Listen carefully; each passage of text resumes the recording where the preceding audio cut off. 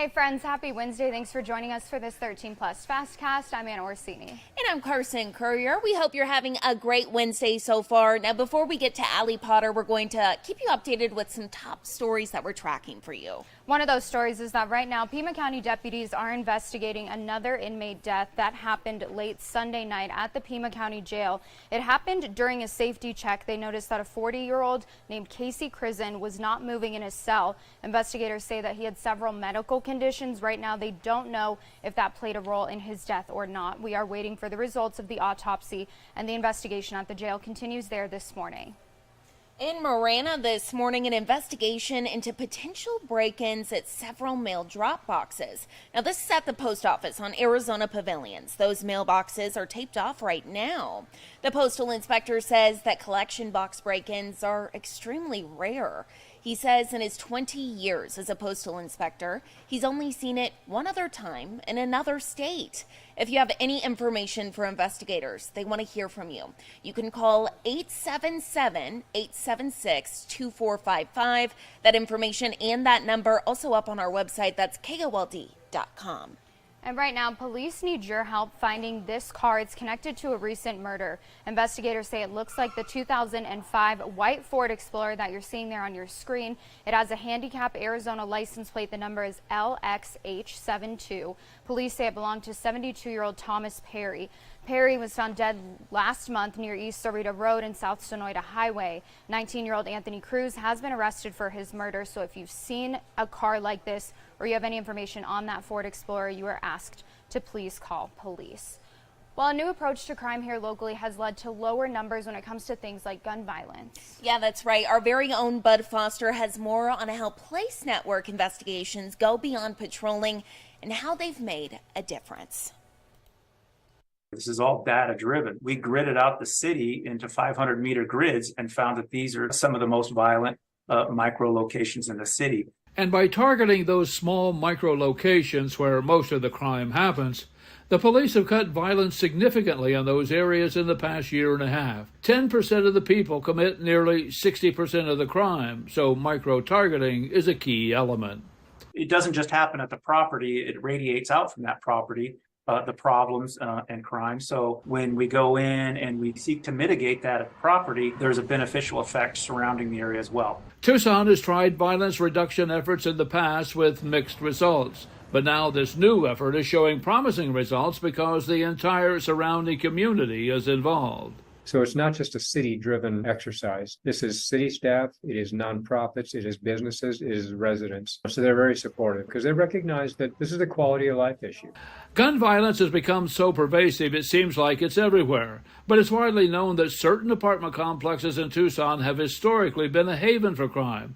It's where the violent networks operate. And by targeting a complex like this one on Grant Road and breaking up the syndicate which operates from here, means success can be sustained over time. We, for instance, can just throw a bunch of cops at a certain area. Invariably, crime will go down, but as soon as the cops leave, crime will go right back up because the networks weren't disrupted. Disrupting the networks is what's key in this.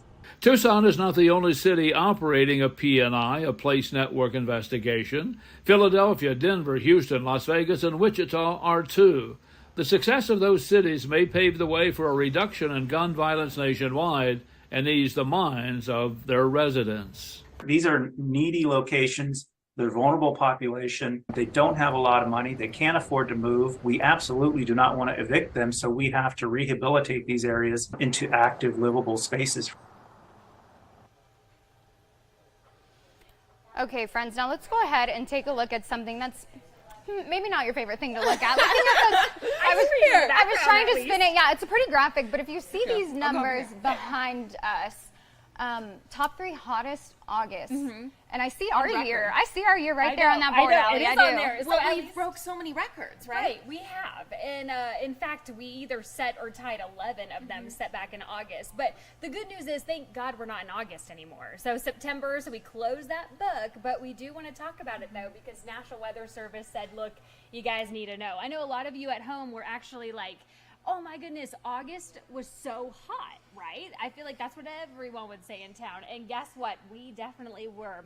We are the third hottest August for the year 2023 that we did see at 89.9 degrees.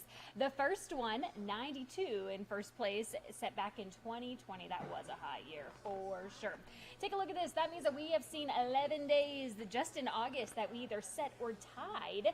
That was either 4 days of those record highs or 7 days of those record lows. Right now, we're not seeing temperatures like that, but just a pretty view, though, at Tumamoc Hill. But those temps will start to climb. Enjoy the 80s right now because they're not going to last much longer. 88 degrees in Tucson, 87 if you're in Nogales, 91 degrees in Marana, 86 for our friends in Bisbee. All right, Anna, just earmuffs right now because we have this excessive heat watch going to effect. Oh, no. But it's not until the weekend. Okay. So that's good, right? So we can be Kind in of. the pool. Right, exactly. Do you Or remember once indoors. upon a time when I was the person rooting for this? I was like, Yeah. let's break a record. Uh-oh. This is yes, on me. this is- yeah. Yep. My fault. My bad. We just put like your face like right there. Just like a little like Anna's fault. a little mug shot down in the right because I did this. Right, exactly. That excessive heat watch. It's not a warning, but it is a watch. It's going to go into effect starting on Saturday morning, ending on Saturday night. So what does that mean exactly? Well, it means temperatures not exactly 110s. We're cooler. 106 for both days on Saturday and Sunday. Do keep in mind our average, though, for this time of the year is 97 degrees. Taking a live look here at our satellite radar, clear conditions, dry conditions, not tracking any type of rain or any type of weather activity except for that heat. That ridge, look at that. The ridge of high pressure is just really building. That's what's bringing us back into those triple digits. Unfortunately, no rain for at least this week. Okay, there's a little bit of a light at the end of this hot tunnel, so to speak. By noon, 97 degrees. By 3 o'clock, 103. Cooling down just a few degrees if you maybe want to hit some balls at 100 degrees. Today's forecast, 103 for the high in Tucson, 97 if you're in Sierra Vista, 99 for our friends down in Nogales, 100 for you guys over in Douglas. Oro Valley, 104, Green Valley, 102, 99 in Wilcox, which is a little toasty for our friends over there. Benson, 94. All right, we got to get through this week. But the good news is, look at Tuesday. Ooh. There's a little bit of hope, a little bit of, I'd say ray of sunshine, but at that point, It's we been just a lot of it, yeah. There's been a lot of sunshine at that point. a lot of sunshine But on the board. it is going the direction we want it. It's slowly going down. Yep, going so, down, yep. And rain chances going up. So we'll take that. I mean, Yeah. at this point, what more can you ask for? Even 20%, I'll take that over zero. Exactly. I feel like sometimes we think about, we were so spoiled. We were seeing 70% chance for rain, 60. Yeah. So when you see a 20, you're like, eh. But at this point, you're like, It's better than nothing. I know. We'll take 20. Exactly. So hopefully tomorrow we'll have a little, we're, 6 days away from that. So a lot can change. So fingers Exactly. crossed. Wash your car. We'll see That what always happens. does it. Do all the things, yeah. Exactly. Awesome. Yep. Perfect. Okay. Thank you, Allie. Thank you, Allie. Appreciate it. Well, switching gears now to some national news that we are following today. We now know the cause of Bob Barker's death. Yeah, that's right. Now, according to his death certificate, Barker died as a result of Alzheimer's disease. The former Price is Right host passed away last month. He was just 4 months away from his 100th birthday. According to his death certificate, Barker had been battling the disease for a number of years. High blood pressure and cholesterol were also listed as contributing factors. Now, switching gears to a story today, a story a lot of people have been talking about online, a manhunt underway for an escaped convicted murderer in Pennsylvania. A really scary situation there, and police have described this man as incredibly dangerous. He was actually convicted of murder after stabbing his ex-girlfriend 38 times, so a very dangerous individual, and now police are still out looking for him. They actually sent out what's called a reverse 911 call, which is a warning for people living in that area. We want you to go ahead and listen to that. This is a message from the Pennsylvania State Police. The manhunt of escaped convict Danilo Cavalcante has expanded to include the immediate area surrounding Longwood Gardens. Residents in this area are asked to please lock all external doors and vehicles and remain vigilant. Review your surveillance cameras and contact police if you observe anything suspicious. If you see this individual, do not approach him. Call 911 immediately. Please call 717-562-2987 with general tips and information. Now, the manhunt has prompted some school districts to cancel classes, and some residents have even reported possible break-ins with food and other items missing from their homes. His mother also joining in on the search, and a recording of her urging him to surrender peacefully is being broadcast from helicopters flying over the search area. Authorities are still trying to determine how he was able to escape from the prison in the first place. Another story we are following today, a federal judge has ruled that former President Trump is liable in the second E. Jean Carroll defamation case. That means the jury will only need to decide how much money Trump will have to pay her when this goes to trial in January. Because the judge himself has already found that the former president was liable, Carroll must only prove how much money she wants and how much she was harmed by Trump's statements. In the second suit, Carroll's lawyers argued that they shouldn't have to prove that the statements were defamatory after a jury in May found the same thing with similar statements that were made by Trump. So the judge agreed, and they also rejected Trump's argument for capping any future damages. Now, switching gears here at home, 2 Tucson teens are being honored as heroes. Yeah, a very, very sweet story. The two boys who are part of the Explorers program with Tucson Police wasted no time. They jumped into action to help save a woman's life in March. So taking a look at video of those teens. Such a sweet story. So this happened on March 26th. They were volunteering at the 4th Avenue Street Fair when they noticed a female in medical distress. They were able to identify that she was suffering from a diabetic event, and they called for help. They stayed with her up until the very end when she was transported. Despite the big honor, the two boys were still very humble. Rescuing is a bit of a strong word in this situation.